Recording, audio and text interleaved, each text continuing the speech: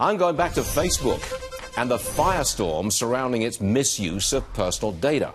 A top executive for it's a social media company, of course. It defended data collection back in 2016. Here's a senior executive and what he said back then. So we connect more people. That can be bad if they make it negative.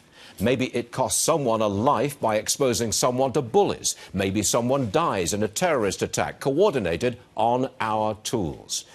This maybe is one of the reasons why 37 attorneys general signed a letter demanding answers from Facebook, and one of those attorneys general is with us now, Tom Miller, Iowa Attorney General.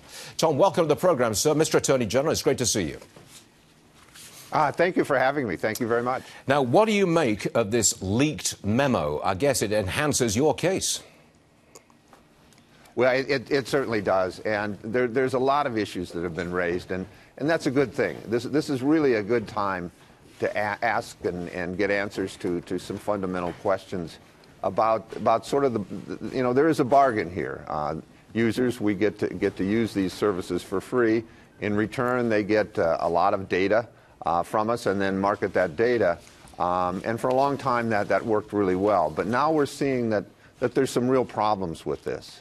And Tom Friedman, a couple days ago, had a wonderful column saying that we're in the second inning now. The first inning was the free and easy and achieved a lot of progress. But we're in the second inning now, where everybody has to ask the questions and the people that are involved have to exercise some real responsibility. And of course, Facebook is at the front lines of that. It sounds, sir, as if you're heading towards some form of regulation. Obviously, it will be Congress that does it, not the state attorneys general, but some form of regulation which would change Facebook's basic business model. You get the service for free, we get the information, and we sell it. I think that's where you're going. Am I right? Well, it might be Congress. It might be some regulation. It might be an agreement with us. But there has to be some reasonable limits on their use of data.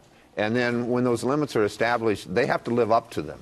What happened recently with Cambridge Analytica, with 50 million users being given, having their information given to them through no consent of them. That has to stop. There has to be limits, and they have to be enforced by Facebook. Now, you've sent the letter asking questions. What's been the response thus far from Facebook, or have you had a response? Well, we had a call with them about a week and a half ago, where they gave us some information, but they really haven't fully responded to the series of questions in our letter, and we're waiting for that response, want that response, and then go from there. I've heard it said by some people, Facebook users, who say, look, I don't care what you do with the information. It doesn't make much difference to me, and I really don't care. Look, just keep things as they are. What would you say to that? Well, I think that we should design a system where if people feel that way and want to release their data, set their settings in a way to do that, they can do that. But not everybody feels that way, and the people that feel that there should be some limits, they've got a right to that.